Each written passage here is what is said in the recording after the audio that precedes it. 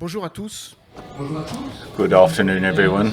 As the last people are coming into the room, I would like to maybe use the time best, the small amount of time that we have, to talk about such a complex and vast topic.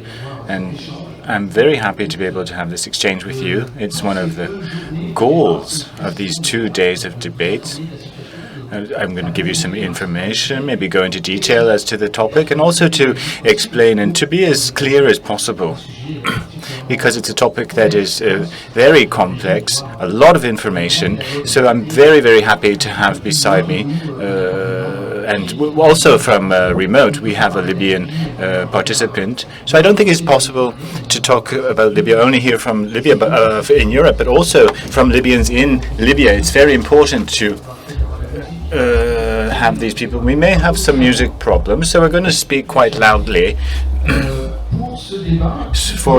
during this debate, which concerns a topic that is, at the end of the day, quite difficult for international relations.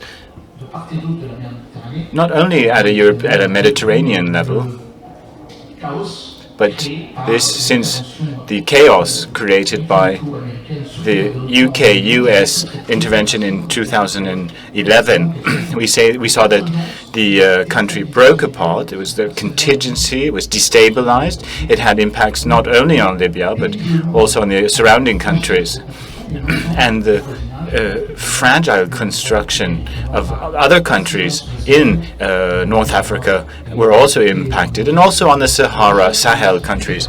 So I have Mr. Kadel Abderrabin with me here tomorrow. He's going to speak about destabilization in Libya and how this, at the end of the day, really destabilize the various geopolitical spheres that we speak about and that are important for us here. I talk about the Sahel in particular. And this has been ongoing since 2011, especially since 2013. And since 2013, France sent soldiers. Why is it so important? Firstly, because Libya is a hot pot of various interests, conflictual interests, in the Mediterranean, so at sea.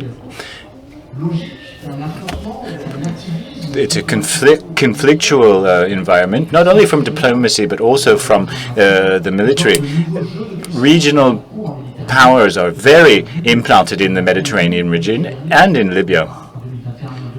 In 2020, we also saw that Turkey started to play a very important role and is starting to change the actual landscape of this conflict. And we're going to think about this over today's debate. So the question also talks about external gerrymandering in Libya. Is the current Libyan situation actually a result of the chaos created, or was it there beforehand? This led to civil war, at least a revolution or a revolt within the population, and it had a ripple-down effects in the other North African countries, especially, for example, in Tunisia, for example. Tunisia's path was quite different from Tunisia's path, so we have to keep in mind why on one side of the border or on the other there has been a different path taken, especially considering the fact that the revolts or the revolutions came from the young populations. This led to the Arab Spring revolutions, which maybe led to a change or taking the path towards democracy. It's something that we have to look at in Tunisia, and we have to look at all of the neighboring countries. So Libya is a theater of the various powers. The neighboring countries play a role, not only in the revolution, but also in the stabilization. So they have to play their part, but they also send in negative factors, for example, mercenaries, or they actually are undertaking military endeavors on the ground. Turkey and Qatar are playing on one hand, whereas the United Arab Emirates, Saudi Arabia, and Egypt are playing on the other hand. So it's creating a pseudo-conflict also.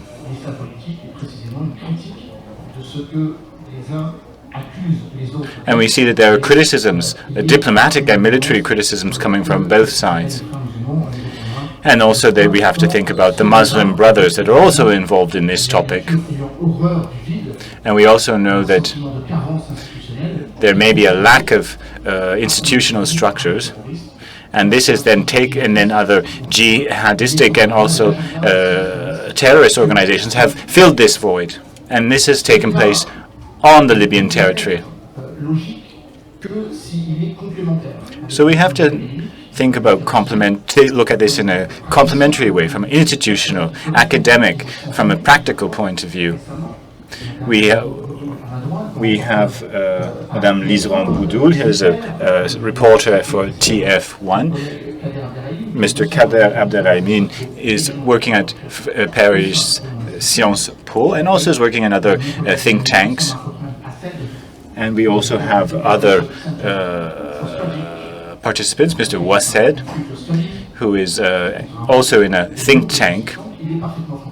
He speaks French quite well, so it's a Libyan expert who will speak about Tripoli and to really shed the light on maybe a different way of looking at this conflict and this instability, and also on the topic itself, which has been going on for a long time, much too long time.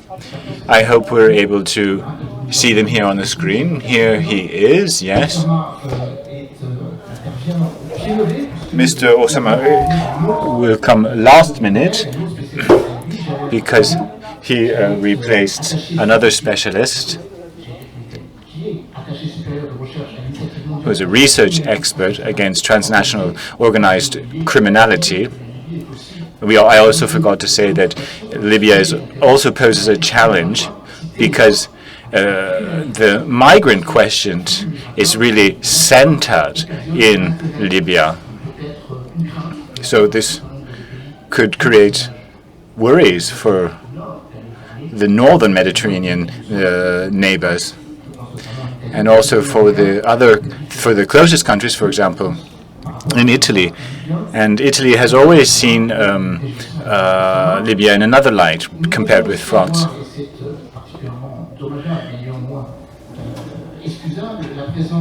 Also, we wanted to have Madame Del Rey here today. We can't forget that Libya was a colony between 1912 and 1943, and this also had an impact on the country, and it allows you to really delve into the Libyan subject and look at the diplomatic question. She is a previous deputy foreign affairs minister in Libya. I think she was really at the summit of the Italian diplomatic agenda. And now she is the special representative of the European Union for Libya. And she is very well aware of the falling apart of these North African, West African regions.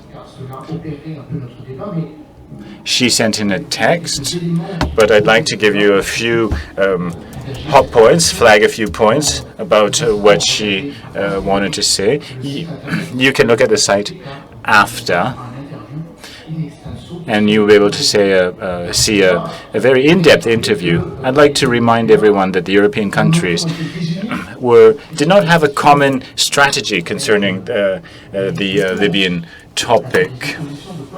There were differing points of views, but this is now changing. We see that diplomatic initiatives are changing this. We had a Berlin conference in June. There was one in January, so we can really see that that the European countries are coming back, and Germany is playing a greater role. Of course, Italy continues to play an important role. There was a conference in Palermo recently, and France also plays its part. It did so in July 2019, and the goal was to have a European policy. And if there was no common policy, then at least the three countries, France, Germany, and Italy, had the same focal point and policy starting points. Luigi Di Maio will organize in Paris in November of this year a conference to look at topics that have not been wrapped up. So, for example, inclusion is one of the important points that will be looked at, so that all Libyans, notwithstanding their ethnicity or where they come from, their social class, that they can participate in the democratic process. And the election should take place on the 24th of December of this year. So the European Union's stance has an impact on all of the European countries within the EU and also within NATO, because Libyan stability has an impact, of course, on the maritime neighbors of the European Union, for example, Malta, Turkey, Italy, and Greece. So we'll talk about that during this debate. So this is a question that has led the European Union to have a unified stance, and it has allowed us to see over the past 10 years, after the fall of Gaddafi in 2011, we saw that up until today, an actual European Union stance did not exist, a unified one. So this is the first question that I'd like to ask Monsieur Kader as Liseron. That is Libya actually the result of the inaction of the European Union, the fact that they did not have a common policy? Second question is, this is not only a European question. It's a topic that has to involve other actors. And these actors, for example, the Ottoman Empire has been or was a reality for 4 centuries. Libya has been a protectorate of various countries, Italy and Britain to name a few. And I think we have to think about the various countries that have Mediterranean policies or are rediscovering their Mediterranean policy, Russia and the United States, for example. And also we have to look at the different stances of the 3 previous U.S. presidents. And as I just said, there has been a willingness to manage the Libyan question by trying to find an answer to 3 questions. How can we fight against terrorist groups that are not part of the state? This is true also for the neighboring countries. How can we find a concerted policy acceptable from a human point of view as to the migrant question? Mohamed Faki spoke about the fact that 700,000 migrants are in about 50 camps in Libya. So how can we really acknowledge this reality, how to treat it, how to look after it, and how to really move forward with it? And thirdly, how can we bring Libya out of this lack of movement? Why is it that the chaos created in 2011 with the goal, which was to get Mr. Gaddafi out, how did this not lead to more successful with a reconstruction, as we say, nation building? How were they not able to defend their own territorial sovereignty? If we count Russian mercenaries, Sudanese, Yemeni, Turkmen, and Syrian. But if we also count the Chadian refugees, which are not only in Libya but also on the other side of the border, there are about 40,000 informal soldiers in Libya, which really lends to the instability that we can see in Libya. We saw that when you want to really get rid of the mercenaries in a country, it's impossible to just quite simply get rid of 40,000 foreign fighters within a time span of 3 months. And this is not only the neighboring countries, but also United Arab Emirates and Russia. We see that all this has become hot topics in Libya. So there were sub-military contractors from Russia that were present, maybe about 2,000 of them in Libya last year. Another important topic is that Libya is a very important topic because it has 48 billion barrels of petroleum under its soil, 39% of African reserves. This may have been one of the reasons why they tried to kick Gaddafi out. And this may also be one of the reasons why this country cannot be stabilized. So we'll talk about all of this. So the 48 billion barrels. We also have to keep in mind the 50 billion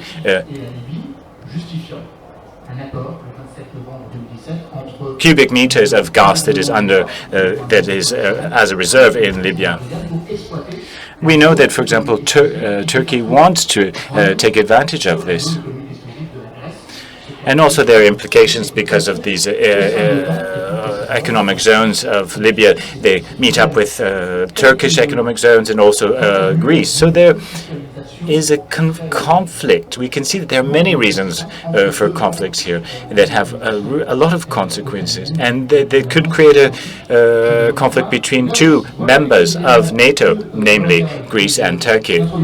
So this was a very long introduction. And I'd like to give the floor to Oussama. As I said previously, he speaks very good French. But I think he will start by telling us from the Libyan point of view, especially from Tripoli, how do they really see this situation? We think that since the Berlin conference, not really much has been done. That was in June of last June. We know that elections are for December of this year. So how do they look at it from Tripoli? That they will be able to, or not, actually do the elections next December? And what are the reasons that are being actually put forward in Tripoli and in Benghazi? Hello, thank you for inviting me. I'm very happy to be with you. The interpreter is sorry, she can't hear anything. I'm sorry, I can't hear the gentleman.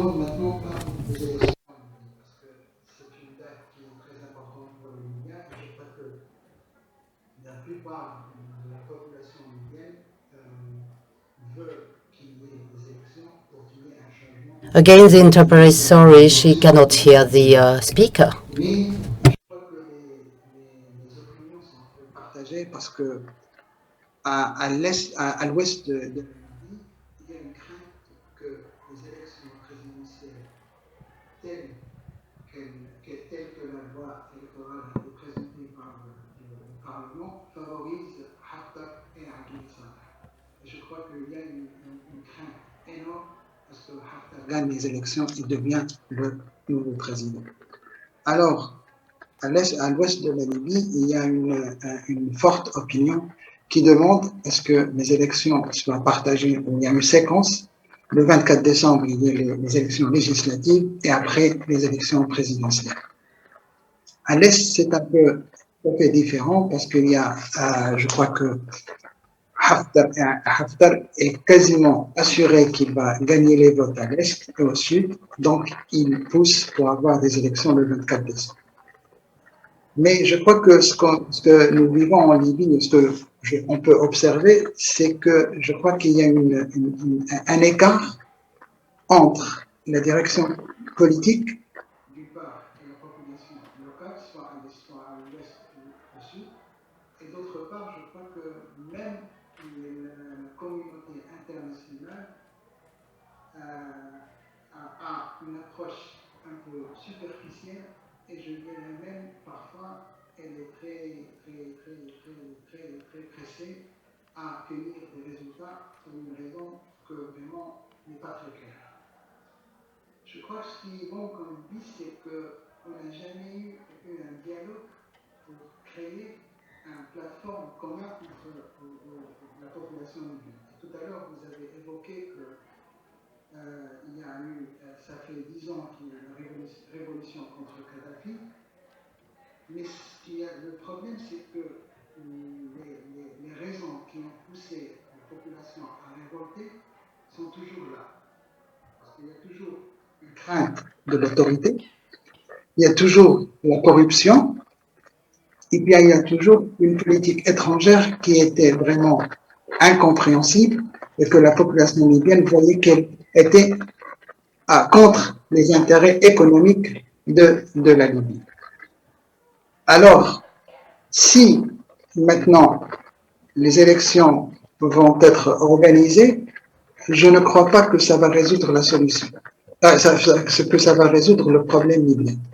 La crise va continuer et les différences d'opinion, de vue, de position vont être plus aiguës. Et je crois que même si les élections sont organisées, nous allons vivre une crise énorme, aiguë, et je crains même qu'il y aura des confrontations militaires entre les différentes factions, parce que c'est difficile à ce que les résultats soient acceptés par le parti perdant. Alors, je crois que l'erreur que tout le monde fait, que nous faisons depuis 2011, on pousse et on se précipite pour une solution qui est superficielle, qui nous fait tomber dans une crise plus aiguë, et on se retrouve finalement dans une période de transition qui va durer, je ne sais pas, 20 ans ou plus. Bon, je vais être un peu bref, je crois que c'est là la situation. D'autre part, l'intervention internationale, maintenant il y a un rapprochement entre la Turquie et l'Égypte, et je crois que ce rapprochement entre la Turquie et l'Égypte crée des tensions au sein des alliés des deux parties. Et comme vous remarquez, ce qu'il y a eu par exemple la vote au Parlement de Tobruk contre le gouvernement de Pays-Bas, elle était venue juste après la visite de Pays-Bas au Caire et les accords qu'il a annoncés. Je crois que ça a été une réaction de Aguila Saleh et de Haftar pour arrêter le rapprochement entre l'Égypte et les Pays-Bas et pour créer, je crois, une atmosphère inconfortable pour l'Égypte vis-à-vis de pays. Et d'autres choses, comme vous remarquez aussi, qu'au niveau de la direction politique à l'ouest, elle n'est pas très confortable avec le rapprochement entre la Turquie et l'Égypte, et se précipite à s'ouvrir sur les Émirats et sur l'Égypte. Et je crois que même les incidents que nous avons eus à Tripoli il y a quelques semaines, c'était, je crois, à cause de ces interventions-là et de cette tension qu'a créé le rapprochement. Et je crois que le rapprochement entre les deux camps internationaux, et je crois aussi que ce que nous allons vivre dans les prochains mois à Tripoli et à l'ouest de la Libye, des confrontements entre les groupes militaires, des attentats d'assassinat, d'enlèvement, et je crois aussi que nous allons vivre, je crois, et nous allons témoigner une course et une lutte pour contrôler les instituts financiers du pays.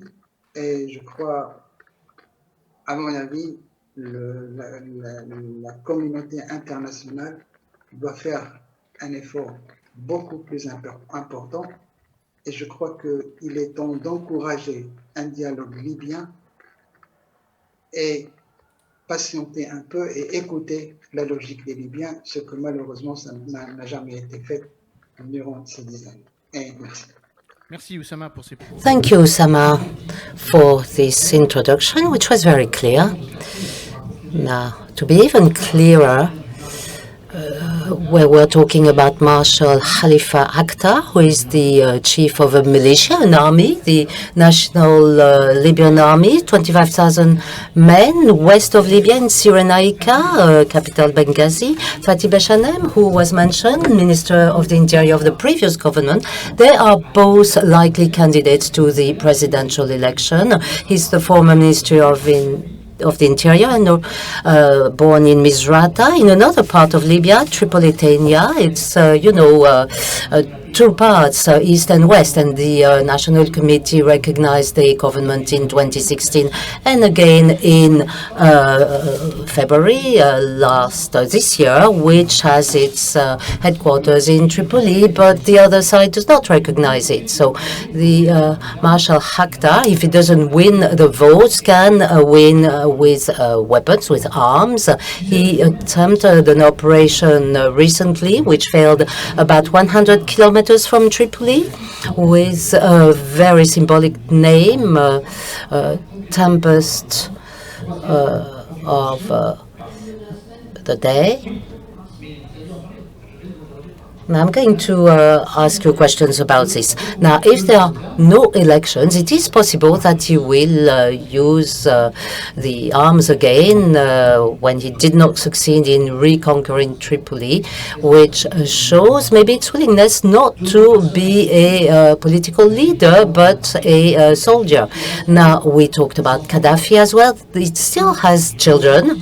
One of them was exhumed, Saif al-Islam. He was condemned to death in 2011 and pardoned in 2015, and he suggested his candidacy in the media. We haven't seen his face yet. Yes, there was a picture, but the picture doesn't mean that he's actually able to participate in a campaign, to launch a campaign. Well, yeah, there is a picture, but we're not sure. We're not sure. Again, I'm just asking the question. It's not absolutely sure that Saif al-Islam should be able physically to participate in the presidential election, but he said he would be a candidate. He's one of the 7 children of Colonel Gaddafi, and there is also Ali Nayed, who is a philosopher, an academic, and who pretends governing Libya as well. Now, we talked about the East and the West. We sometimes forget that there is also the South in Libya, the Fezzan region, and out of the 120 tribes in this country, there are very powerful tribes in Fezzan, the Tuaregs that live in Libya and also Algeria, in the west, in the border between Niger and Chad. And there is also the tribe of Beni Fezzans. So my point is that you cannot understand the Libyan state without understanding that cultural aspect, the tribes that are part of the situation. So there are tribes in Libya and the east and the west that are in opposition, and there is also this challenge of winning over the south, where a lot of the oil fields are located, and that's probably the reason for the attacks that Marshal Haftar has conducted since 1919, or even a bit longer. Now, Lisron Boudoul, you have been in Tripoli and Benghazi several times, and we'd like to hear what you think. Oussama talked about the Libyan psychology, the perceptions that the Libyans have about the fact that the international community did not support the democratic process after the revolution. Well, you went to Libya right after the fall of Colonel Gaddafi, before and after, actually, but we're interested in what happened afterwards. So what's your outlook on the situation, and do you share our colleagues' perception? Well, I'm a reporter in the field. We're talking about the field, so I'm going to give you really raw information. And first, I'd like to talk about the Libyan men and women, because very often people say Libya is synonym with chaos, and well, that's abstract. because behind that you have fantastic human beings who are not nomad warriors. And I've met many of them in the past 10 years that I go to Libya regularly, about once a year. I've met many Libyans, and they've been through everything, because I saw the different stages that Libya went through when I went there to do my stories. So they went through the revolution that was very difficult. Some were harmed and damaged. Now, I never saw that there were 90% of the Libyans down in the streets to fight for the revolution. Then they had corrupted elites that didn't stay for long. Then the militia that took power in the field. There was a war between militias. Then the arrival of Daesh. Daesh even took a city, the city of Sirtis, and it took 1 year to expel Daesh from Sirtis. The Libyans did it with the help of the international community, but it's mainly the Libyan themselves that united, coming from Tripolitania and Cyrenaica. They got united to expel Daesh from this city, Sirtis. They had made it their capital, like Raqqa in Syria. And then 2 years ago, there was this war started by the self-proclaimed Marshal Haftar that caused a lot of deaths. And I'd like to pay tribute to the Libyans today, because they are fed up. They can't stand it anymore. They want to live in peace. This has been going on for 10 years, this daily insecurity, because let's not forget that people are still being kidnapped nowadays. So it's better than war, of course. War has stopped thanks or because of the intervention of Turkey. Well, I think if Turkey had not intervened, Marshal Haftar would have entered Tripoli 10 days later. Now, then, think what we want, but all I wanted to say is that today when you talk with Libyan people and talk about a possible election in 85 days, they wonder whether it's really what they need. There is more security, peace is coming back, there is no electricity, no power 24 hours a day, sometimes 6 hours a day, sometimes even 10 hours a day, so less power cuts, salaries are being paid again, and apparently in the field we don't see that elites want to that Debda wants to support the elections. Maybe he's doing business for himself and his family. So that's what you feel in the field, at least. But the Libyans are feeling that life is slowly going back to normal, and they wonder why they should vote for somebody who might trigger new crises and new wars.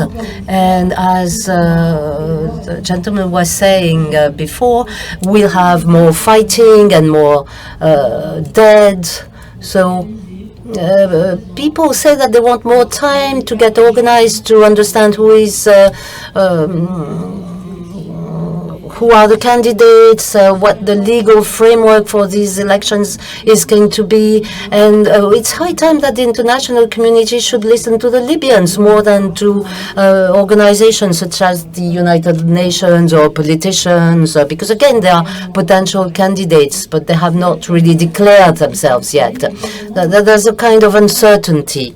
But well, my feeling is that the Libyans don't want too much change, and they don't want to choose somebody because they don't know who they should choose. That's all I wanted to say for the time being. Thank you. Thank you, Liseron, for this first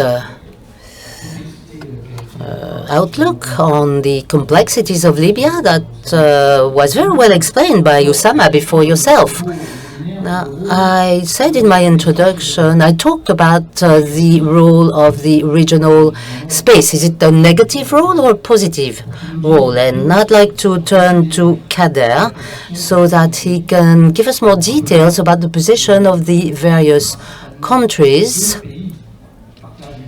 And I'd like to recall that two of these countries share a huge border: Algeria, west of Libya, and Egypt, east of Libya. And in the past months, we had the feeling that Abdel Fattah al-Sisi for Egypt and President Tebboune for Algeria, both of them wanted, in a way, to take precedence and have some capacity for action. The Algerian president said to Al Jazeera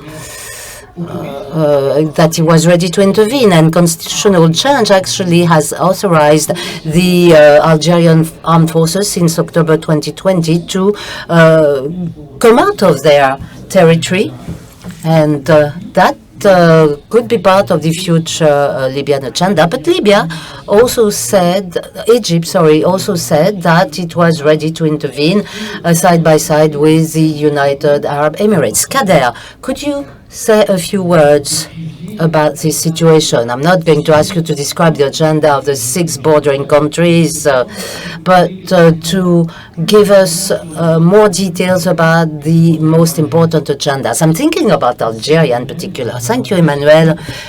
Good afternoon to all of you.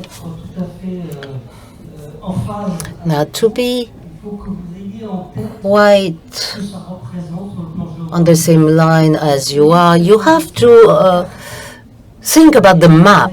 So you see Marseilles, south of Marseilles, you have Maghreb, North Africa, with the 3 central countries, Morocco, Algeria, and Tunisia.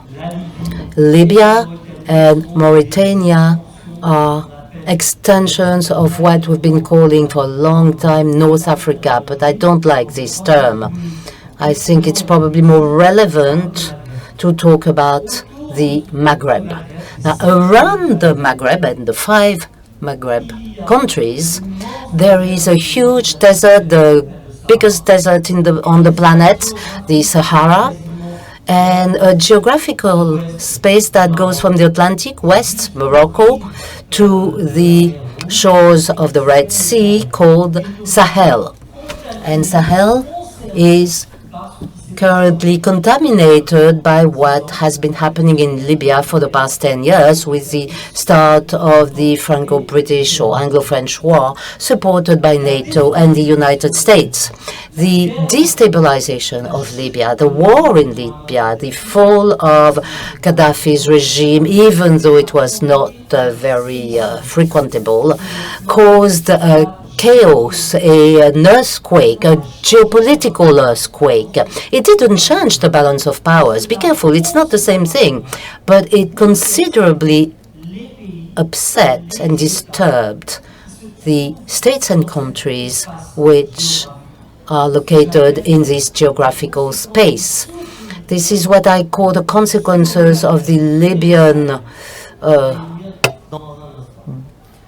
blow on Sahel and Sahara.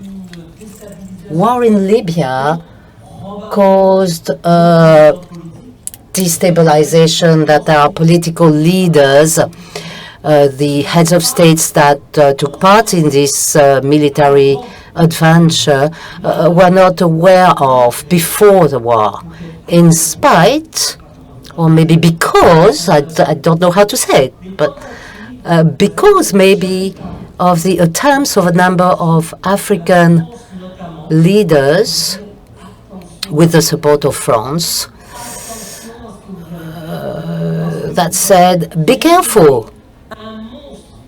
Careful about what you're going to do, because you are going to wake up a monster that is sleeping, but which reaction we cannot know. Let me remind you that we are in 2011 in a very special situation, very special circumstances in the history of this region, with political disturbances that have started in Tunisia, that have blown away a number of dictators in Tunisia, in Egypt, of course. But it's important to remember that. And later in Libya. Why am I insisting on this particular point? Because, well, Gaddafi's regime was not frequentable. We are in agreement. But as General de Gaulle was saying, states don't have friends. They only have interests. So all European leaders from states implementing the rule of law and democracy have always talked, negotiated, and traded with all these leaders, whoever they are or were, right or left, don't mean anything, are not important. Because what is important is the continuity of the state, and in particular of its diplomacy. Again, I'd like to insist on this particular dimension, because today, 10 years after what we called with all the quote marks that we need to use to be cautious, the Arab Springs. Sorry, dear Lison, it's the name that was given to these movements by journalists.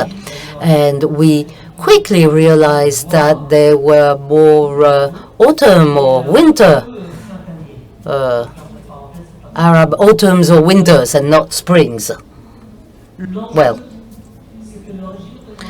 the challenge here is that Gaddafi's regime had at least one function. It had what we call in international relations something that diplomats accept. Because you need to have a common rule of the game to be able to talk and negotiate. And in international relations, there's a number of rules that apply. It's like when you play cards, there are rules that you need to comply with. You can cheat, of course, but you have to be a very good card player to cheat at cards. And that's what we do in international relations. Everybody cheats, everybody lies, but you can't afford to be caught, ever. That's the ultimate condition, because otherwise your words become valueless. That's very important. What you say loses value. So when Gaddafi was saying white, he meant white. When he was saying black, well, it could be black. But people knew that there was no counterpower in this regime, in this fierce dictatorship. So people could listen to him. And you have to understand that Libya is not a state. It's a people without a nation. It's a multitude of tribes. To me, there are 147 different tribes. It's the number at least I've come up with. So you understand how difficult it is to lead such a country. And Colonel Gaddafi had concentrated almost all powers, the most important powers, in his hands. And what are the most essential powers, the key powers? Well, controlling oil and financial resources and controlling the money that you are earning with oil to be able to set up a political police force, armed forces, security services that protect not the citizens, of course. In most systems, the police forces protect the citizens, whatever you think. But that's the rule of law. The law protects people. But in Libya, it was not the case. It's not the case. It's not the rule of law. It's a state where everything is arbitrary. So you have to always remember that when you think about Libya, this idea that you should base your reasoning not on the values, the patterns that we were born into, but on patterns that have nothing to do with that. So these reactions can seem irrational to us, but they are logical when we understand the Libyan society. They don't have the same logics and rationales as we do, and the same rationality. In their case, the main point is to keep the power you've got and to take all the necessary means to keep the power, whatever the cost is. That's what I wanted to tell you briefly. It was a bit short, but I wanted to quickly remind you of what Libya is. It is not a state again. It's a people without a nation. It's an aggregate of tribes. It's a very complex country anthropologically. It's a difficult country, and its population today is still tribal. You don't have any collective consciousness. It's me and Liseron against the rest of the audience because we belong to the same tribe. Maybe if I put it this way, I'm clearer. This is how they function. It doesn't mean that there are no Libyans that are educated and that understand that in modern societies you cannot any longer live this way. In particular, when you're a young person, when you are connected constantly to the rest of the world through the web, social media, etc., etc. So they live as you live, at least apparently, and they benefit from the same information as you do, and they know immediately when their leaders lie. So this way of thinking in Libya, as in any other authoritarian regime, does not work any longer. So we see that people don't accept it anymore, and that's why there is more and more contestation and riots. So let's look forward to the east. For example, to the North African countries who have a border with Egypt, about 1,000 kilometers with Algeria, a small border about 400 kilometers with Tunisia. Libya is a totalitarian state, both before and after. The movement of ideas was put to the ground, absolutely. There was no expression that could go against the guide, as we called Mr. Gaddafi at the time. The geographical environment was more or less different. Even, please try to wrap up. It's not a rule of law and it's not a democratic state in all of North Africa. There are variants, of course. Libya is a state over which Gaddafi ruled for more than 40 years.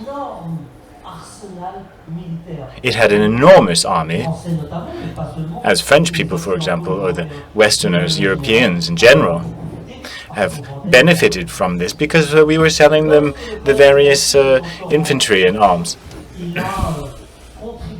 So, Mr.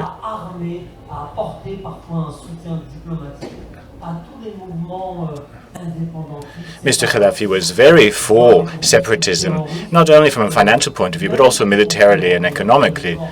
He also supported the various European separatist casques, for example, in Basque, in Corsica, etc. So we know that the destabilization of this country would then provoke, from the very beginning, from the bombings, would mean that all of the military equipment would be spread out within the Sahel region. So this had consequences, and we are dealing with them today. It's a very difficult question, especially from a human point of view. We know that the Bamako overtaking was done by ISIS. Why is it? Because the Malian paramilitaries that were in Libya, they went back to Mali. They had the necessary arms, and they went back to Mali with a very weak centralized state. And this then changed the power plays that were not only taking place in Libya, but also in the neighboring countries. So we, as French, started to intervene in January 2013. 10th of January, to be specific, 2013, to avoid Mali swirling into an abyss of ISIS. So it's very, very unique, this type of situation in modern history. that one conflict had a mechanical effect on other countries that are 1,000 kilometers away. This was the case. The war in Libya led to the destabilization of Mali, for example, at the beginning, and then it destabilized all of the Sahel region today, not only for political, but also for criminal reasons that we'll talk about later. So I've been trying to be brief, so we have to keep in mind the consequences. The fact that the snowball effect of this problem. We know that it's the same thing as an airplane. When the bird is in front of an airplane, it will be sucked in to the radiators of the airplane. So this happens also in geopolitical questions. We see that the death of Gaddafi led to the spreading out of the military arms, which led to destabilization in Libya, but in other countries also, which reinforced terrorist groups all throughout the Sahel region. And it is a threat today for Algeria, which has not totally solved its terrorist problem, also in Mauritania and also in Tunisia. So we see that all of the North African region has been destabilized by this in a context of geopolitical recomposition. Why? Because Libya gave the keys, if you like, to various actors who were playing secondary roles beforehand to go and really set foot and set up shop in Libya. Let's look at Turkey, Russia, Saudi Arabia, the Emirates. Maybe we'll talk about that later. But today, a big question that I still ask myself 10 years later, what was France's interest to go and fight and kill Mr. Gaddafi and to sort of really bring his regime to the ground? I have no answer. I don't have a rational or an international relation or diplomatic answer for all this, because this had an impact not only on the region but also on myself. At the beginning, they said that it was just to protect the Libyan population.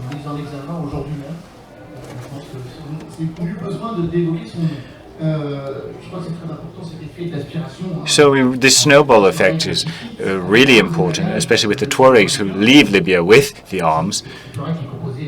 They were type, let's say, paramilitary, Islamic paramilitary organization with 12 million arms leaving Libya between 2011 to today's date. It went to the various neighboring countries, but also to, for example, Chad. One of the tinder sticks of this of the conflict in Chad is the fact that the border is so porous with Libya.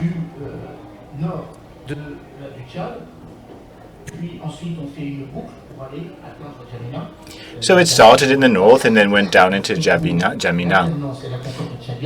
And the Chadian Concordat was able to really set up its headquarters in the south of Libya. So it's something that has an impact not only on Libya but also on Chad. While you were speaking, I thought of something. What is the perception in Tripoli of this foreign involvement that can be seen by the fact that troops are on the ground, foreign troops? The 27th of November 2019, there was a military agreement between the government of the time, which was called a national agreement, military agreement, with Turkey. It is a link-up militarily, economically, and also diplomatically, Libya and Turkey. There are Turkish troops, there are Emirati troops in Libya right now. So it's a type of a standoff, if you like, because the prince, Mr. Ben Zayed, is also wants to really have an impact in the region. So the question that I was thinking about is that really should all these foreign troops leave Libya so that they can take their own destiny in their hands? pour la présence turque à Tripoli, à l'ouest, bon, ça a été justifié parce que Haftar recevait, recevait un soutien de l'Égypte et des Émirats arabes unis, alors que le gouvernement de Sarraj n'avait aucun choix. Le seul choix qu'elle avait, c'était de trouver un allié pour se protéger et protéger Tripoli. Alors, ils ont un soulagement à la population de l'Ouest parce que ça a fait arrêter Haftar et l'a empêché d'envahir Tripoli.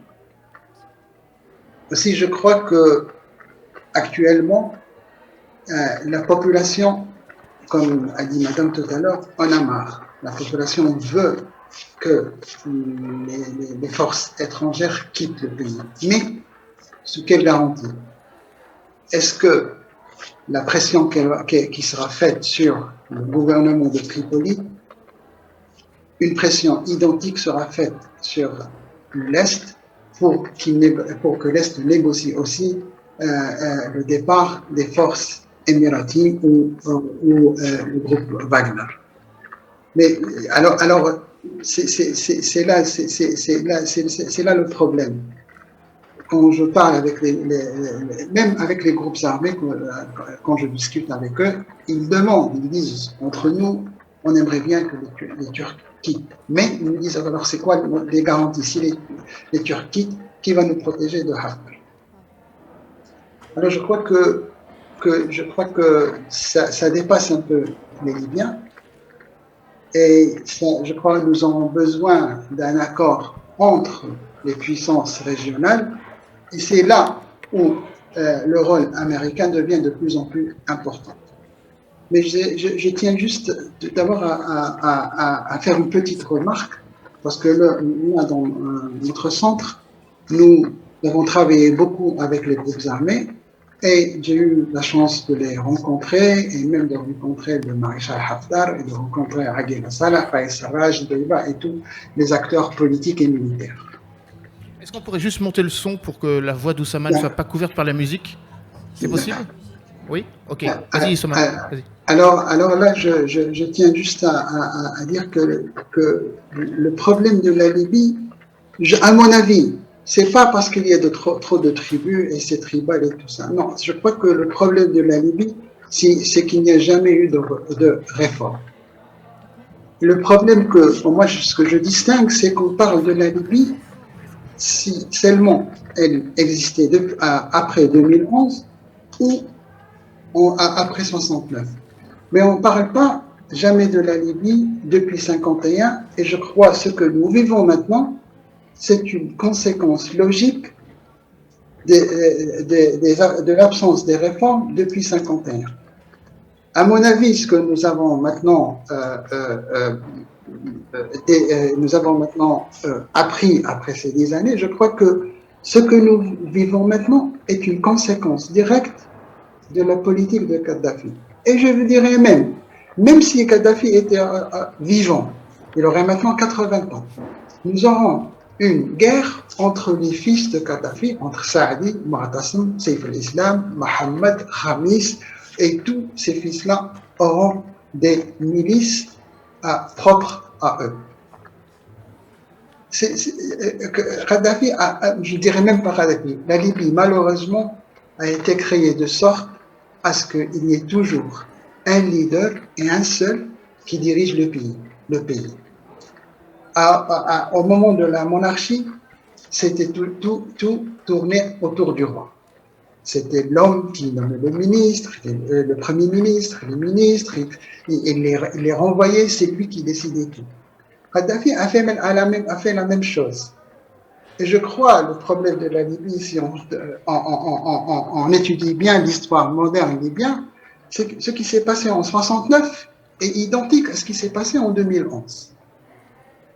Et là, en 69 et en 2011, et j'en étais témoin moi-même et ma famille, mon père qui était Premier ministre à l'époque de la monarchie, je crois à ces deux époques-là, on sentait une faiblesse du régime, et alors, au lieu d'encourager les réformes, une décision qui a été prise de changer le régime. On brusque les réformes. Et je vais vous donner un petit exemple. En 2003, Kadhafi a reconnu la responsabilité de Libye dans l'affaire Lockerbie. Il a reconnu le projet libyen des armes nucléaires, je ne sais pas quoi. Alors pourquoi il a fait ça? C'est parce que dans les années 90, il s'attendait à ce que la population libyenne le soutienne et à ce que des manifestations sortent dans la rue pour le soutenir contre l'embargo qui a été appliqué sur la Libye. Il a trouvé que la population ignorait et négligeait et ne le soutenait pas. Alors la seule chose qu'il a faite, et le seul choix qu'il avait, c'est de reconnaître et de rectifier ses relations avec l'Occident. À cette époque-là, il y avait des voix libyennes qui demandaient à la communauté internationale d'exercer des pressions sur Kadhafi pour apporter des réformes, pour libérer les prisonniers, pour avoir une constitution, pour organiser des élections et pour former un gouvernement d'unité nationale. Ces appels-là ont été ignorés par la communauté internationale et Kadhafi a été reçu dans les capitales occidentales, à Lisbonne, à Madrid, à Paris.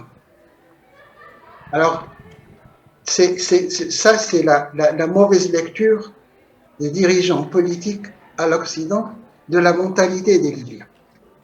Autre chose que j'aimerais là bien préciser, bon, il y a des gens qui visitent la Libye. Les vols entre Tripoli et Benghazi ne se sont pratiquement jamais arrêtés. L'électricité, même si il y a des coupures d'électricité, mais il y a des gens, des hommes et des femmes qui assurent à ce que les services soient fournis aux citoyens. Les écoles sont ouvertes, les universités aussi, les hôpitaux, les vols aériens. Le commerce, il est toujours là, il y a des biens dans les magasins. Alors là, il y a une population vivante qui travaille pour que la vie continue. Mais cette population-là, on l'ignore et on la néglige toujours. Je me rappelle une fois, on avait une réunion avec Kobler. Alors, qu'est-ce qu'il m'a demandé?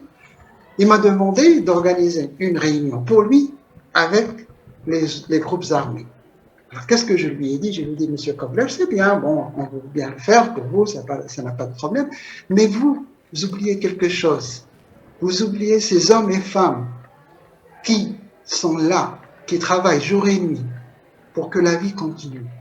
Ces hommes et femmes qui sacrifient leur temps, leur vie, pour que vous puissiez venir à Tripoli et faire vos réunions. Écoutez-les. Réunissez, faites une réunion avec eux, parce que ces gens-là, ils peuvent avoir une influence considérable sur les groupes armés.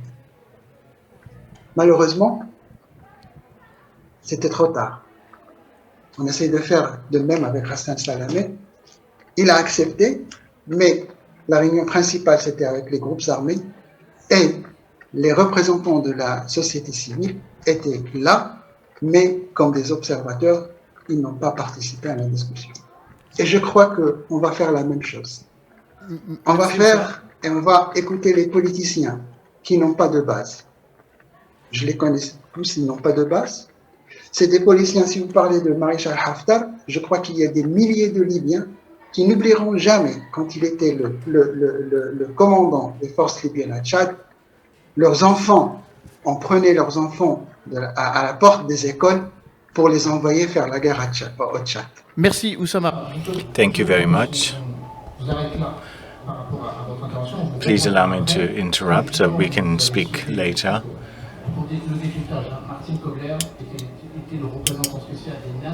Martin Kobler was the special representative of the United Nations in Libya, and Mr. Salamé was here 2 years ago. He was a previous minister in Lebanon, And he stepped down because he said that if the United Nations did not achieve their goals in the time that they had allocated to them, we see that there was no point to it, and it was impossible. In 1969, there was a coup d'etat. Gaddafi then overthrew the king. He put in place a type of, or he said he was going to put into a direct type of democracy, which was present in the various Arabic countries at that time. For example, in Iraq, with a very heavy influence put on nationalism. Often it's influenced or inspired by Marxism. But the really important point was the fact that there was the Green Guide. And the current president in Tunisia also speaks about this direct democracy. So we have to ask questions as to why they still talk about this. So I wanted to ask the question concerning Mr. Oussama.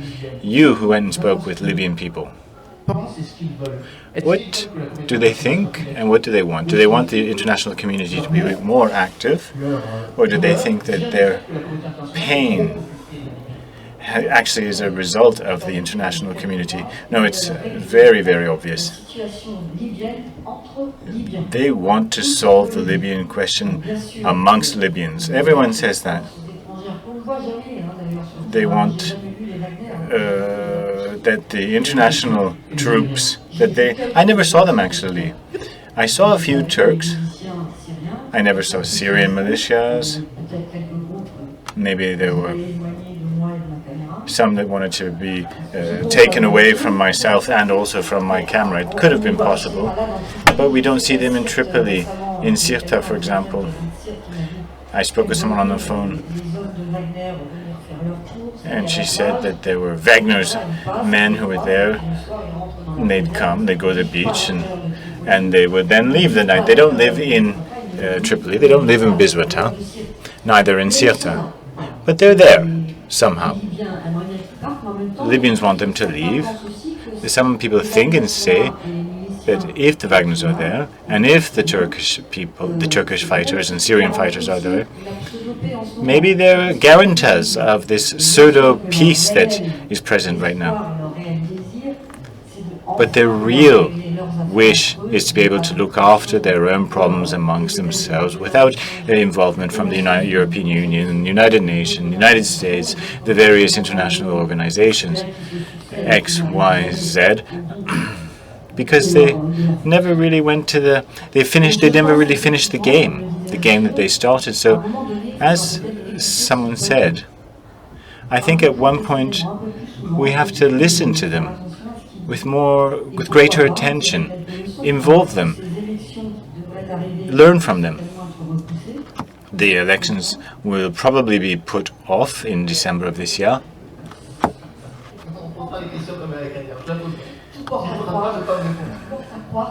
All signs are showing that they will be put off.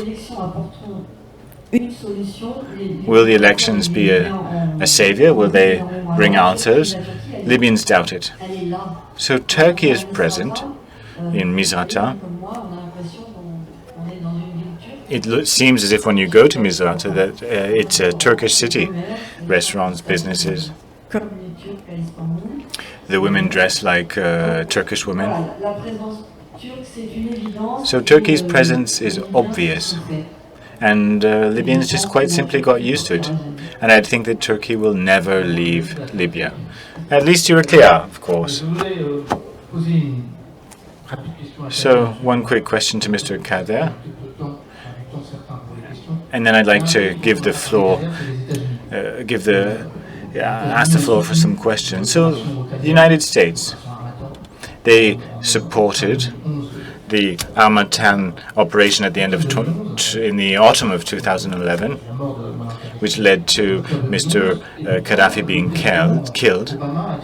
At that time, Obama said that it was his biggest error.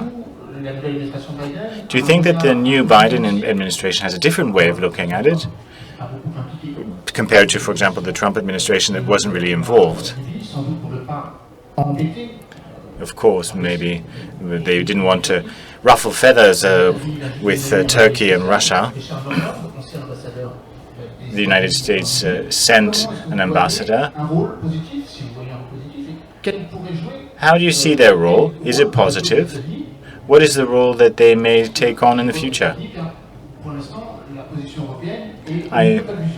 I say the United States because we see that the European Union's position is not quite clear.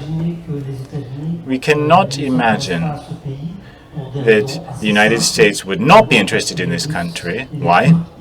Because Russians and Turks are present, and they're becoming, from the United States' point of view, they're becoming rivals, at the very least. And Libya has the largest petroleum reserves in Africa, the 9th largest petroleum reserves in the world. So it's a challenge. It presents a challenge in geo-economical questions. So coming back to what you said, Mr. Obama did not say what you just said. Mr. Obama said that he regretted that he trusted too much Mr. Sarkozy. So they saw that this stabilization undertaking after the war, after the end of the regime, and after Mr. Gaddafi's death. So this was really the observation that Obama made, saying, yeah, it was a mistake, an appreciation mistake, it was an analysis mistake.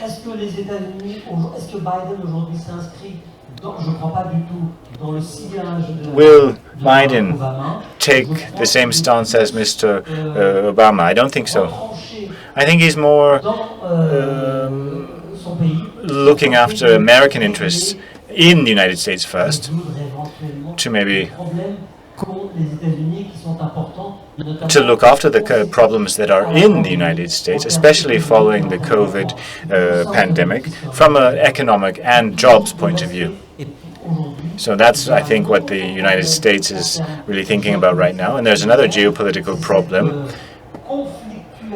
which is the conflictual nature in the relationship with China, that we are only now starting to think or starting to see to what point how big they may become, because we know the Chinese is very involved.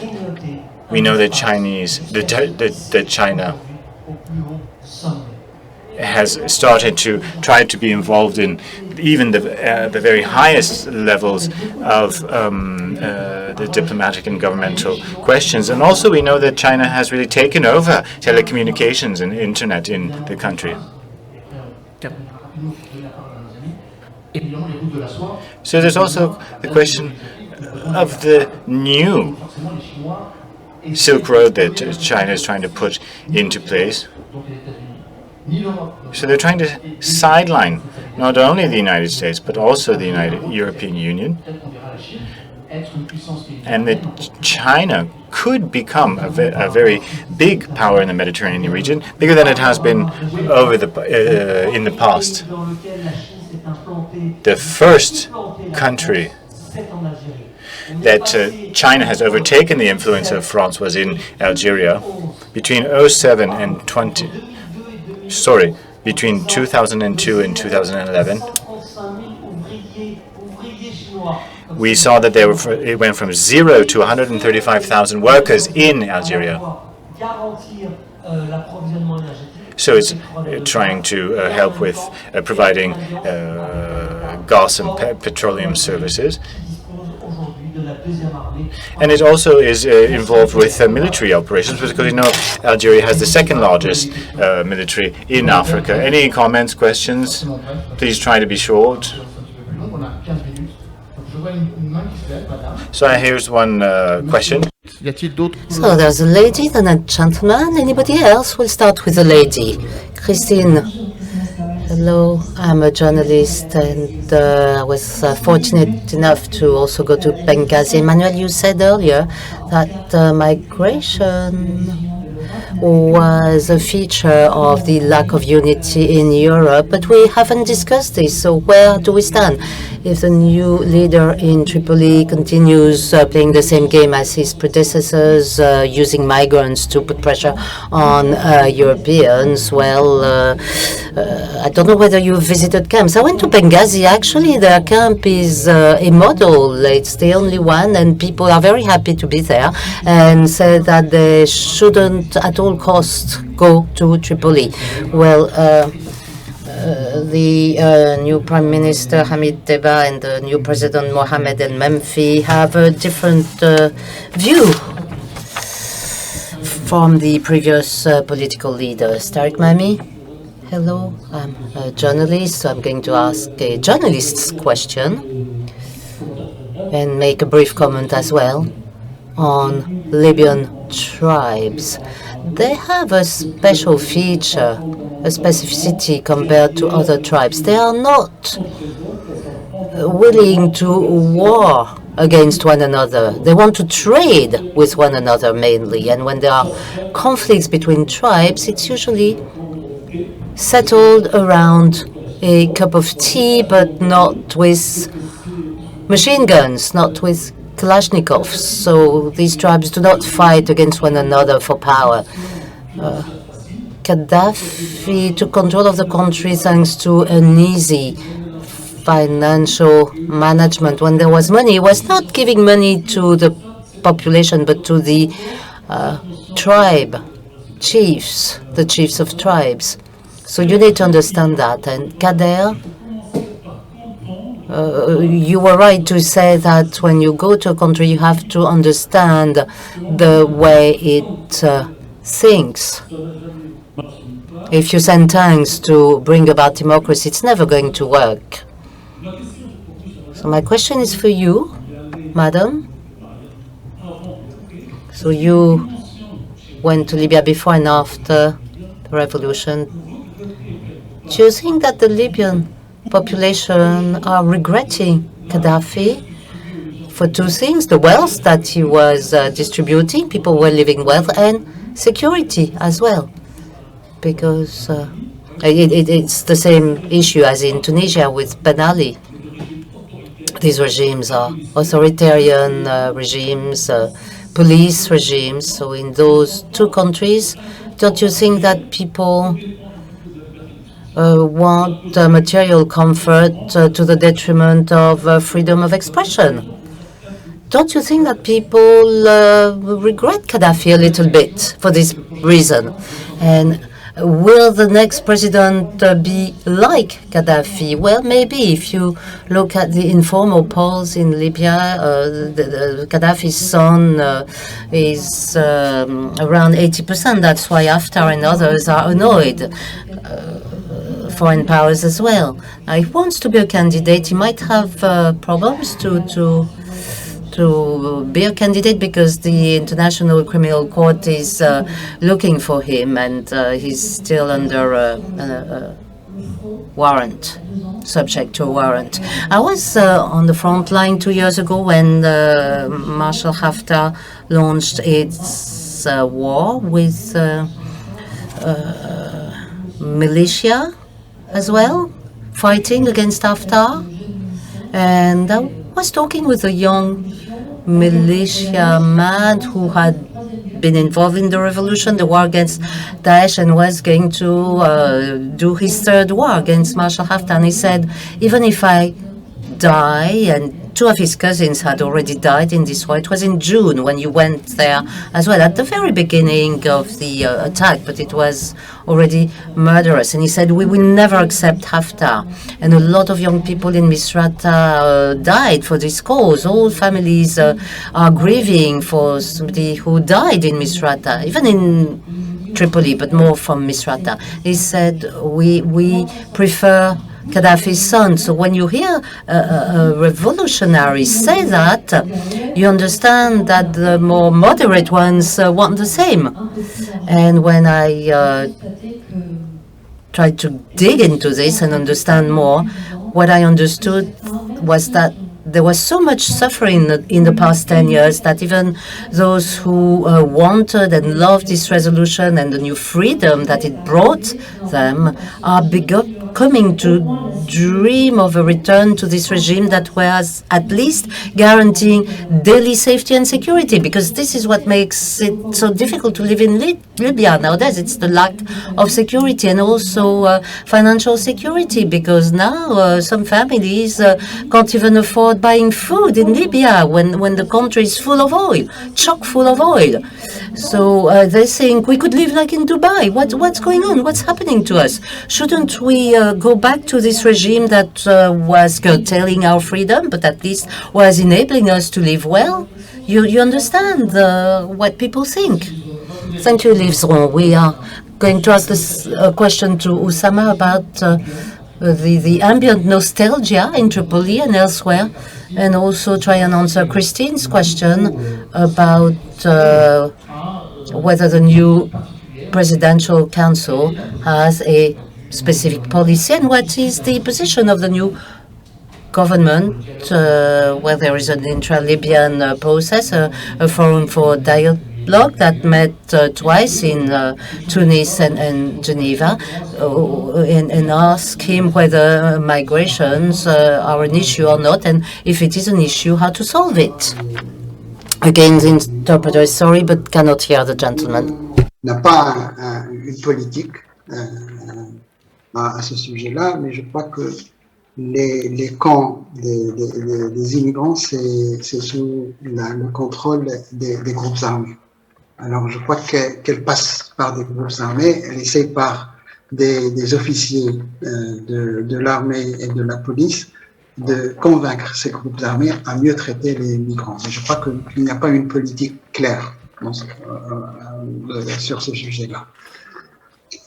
En ce qui concerne la nostalgie, moi, je parle en tant que Libyen, et je crois que c'est un peu difficile pour les Libyens d'accepter un retour de quelqu'un de la famille comme lui. Pour la simple raison, parce que les Libyens ont beaucoup souffert sous Kadhafi. Tout à l'heure, vous dites qu'il y a des gens qui n'étaient pas pauvres. À l'époque de Kadhafi, ils étaient très pauvres. C'était juste 10%, 20% de la population qui en profitait. Mais la plupart des gens étaient pauvres.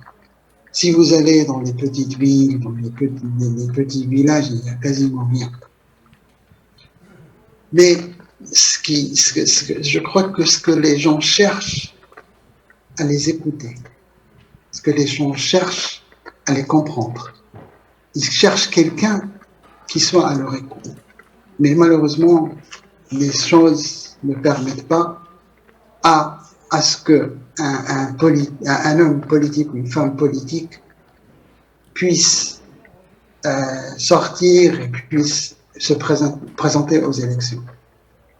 Merci. Merci, Oussama. Thank you, Oussama. There was a question from the gentleman over there. Mr. Lamy, without discussing this definition that reduces Libya in its tribal organization a bit, well, I wanted to talk about France's responsibility, because I knew Libya before the intervention and the murder of Gaddafi, because it's not just a death, he was shot. No. Libyans had a normal life. Of course, there was the problem of democracy, or the lack of thereof. And now we are talking about France's responsibility. Kader, any comment about the responsibility of France? No. And I could make your question more positive. What could be the role of France in Libya, because it's going to preside the EU at the beginning of next year? What could I add?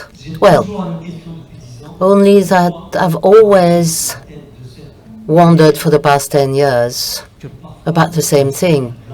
why leading this war? Sometimes when I'm at home in my bathroom, for instance, I call this war a crusade. It's how the African leaders understood it, at least, as a crusade. And I remember an interview with President Issoufou, the president of Niger, who told me that he found out that the war had started against Libya by listening to the radio. Nobody, not even President Sarkozy, his French counterpart, and no member of the French president took his telephone to warn its allies on the continent. Nobody did that, which means how bad the relations were and are today. It started a long time ago. Thank you. You've been very clear. Yes, we need to be positive. You have a question, sir? No, we can't hear you if you don't use a microphone. I'd like to add something. You said that President Issoufou was not informed and that all the African leaders discouraged the West to intervene, and we see the consequences today. Now, it's not only Libya that collapsed. Sahel would not remain intact either. Now, so that everybody knows what happened, let me give you the circumstances. There was a meeting gathering several African presidents, including President Issoufou, who is no longer the president of Niger, with President Hassan. It was a forum in Dakar. Many said to Jean-Yves Le Drian, the French foreign minister, that they were informed afterwards. So many African leaders deplore the action of the French forces now that we are redeploying military forces in Mali with the Barkhane operation. Yeah, a question from a young person. I'm Warren from Lycée Maupassant in Fécamp. I have a question. Can we say that we have started taking the path of negotiations that are demanded by Libyans, and what are the different steps in this negotiation process?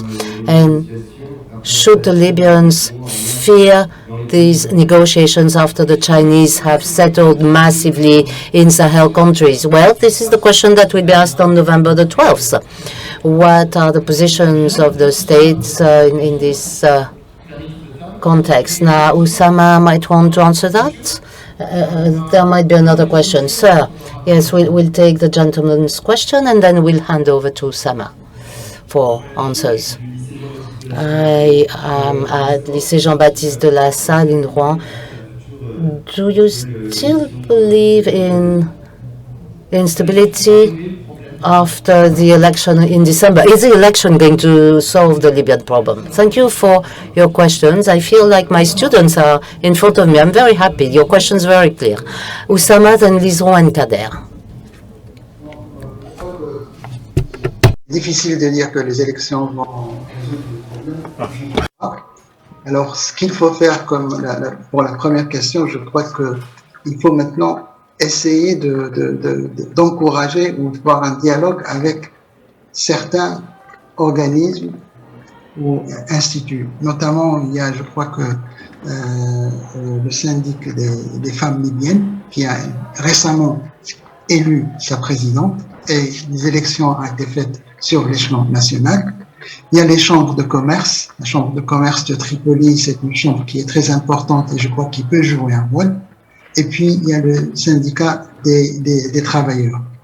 Je crois que ces trois organismes peuvent jouer un rôle, surtout que maintenant, les hommes politiques ont perdu leur crédibilité et il est important à ce que l'ONU et les pays membres du Conseil de sécurité s'ouvrent un petit peu sur ces organismes-là, parce que je crois qu'au sein de ces organismes, toutes les tribus sont représentées, toutes les régions sont représentées, et ils sont liés par des intérêts nationaux, des intérêts de servir la population ou de servir les femmes, l'éducation, le commerce et tout ça. Je crois que Si on ne fait pas ça, on va rester toujours dans les mêmes problèmes parce que ça va toujours être superficiel avec des gens qui n'ont pas de racines et ne représentent rien.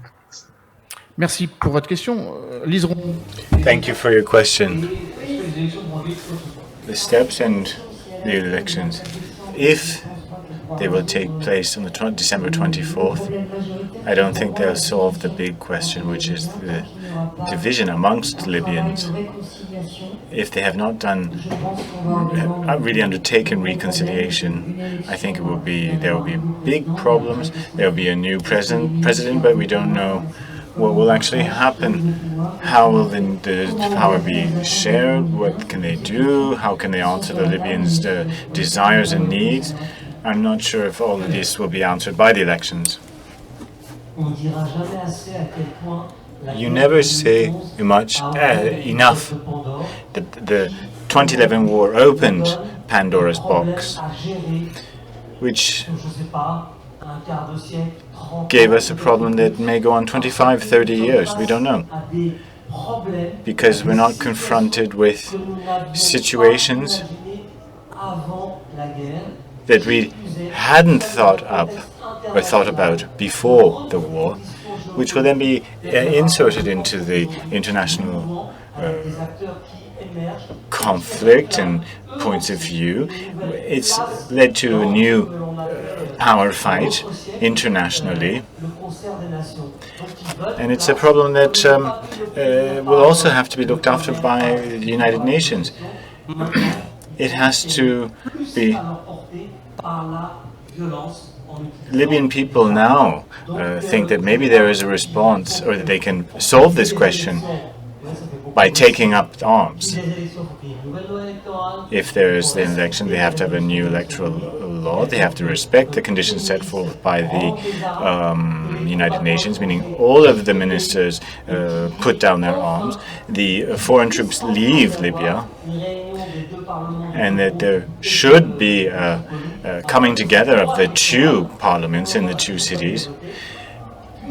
We have to keep in mind that this electoral law has still not been approved by the House of Representatives, and if it's not approved, then we can meet up here on the 25th of December and say, what should we do now? They'll have to reform the constitution. It has never been reformed. After the revolution, there were transitory declarations or statements in 2011, which did not amend the constitution from '77. And this electoral law change will have to be included in the constitution. The 2011 revolution, which led to various to fighting in 2014, etc. And since then, there's been no census. So it's a very deep topic. And what about the young people who were not alive during Gaddafi?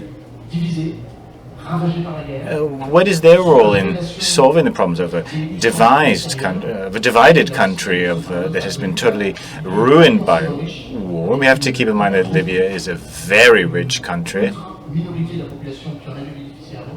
with a very small amount of people that benefited from its wealth beforehand, and also the wealth disparities in the various regions is flagrant. So this has to be part of the reconciliation. They have to want to live together. They have to want to define themselves as Libyans. If I don't see any more questions, so these are all things that we have to be aware of. We cannot commit the same mistakes that the Americans did. Also in Afghanistan, we'll look at this tomorrow. We cannot bring or impose a democratic solution from outside countries. The country has to take on and has to want these changes and democratization of the countries. We see that when you don't involve the population in the democratic changes, it's a huge mistake. And then human rights aren't really respected, democracy is not fostered. So instead of excluding the populations, we have to include them. We've learned this in the Arab Spring revolutions.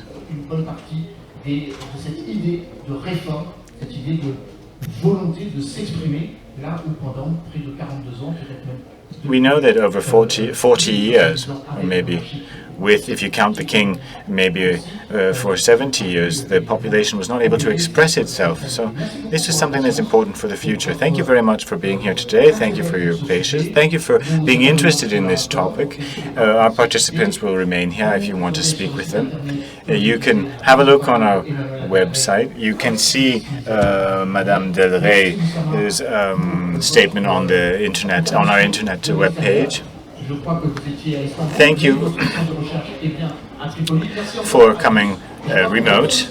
You work in, your institute is in Istanbul, but you're here in Tripoli. And a big hand for all of our participants today. Thank you.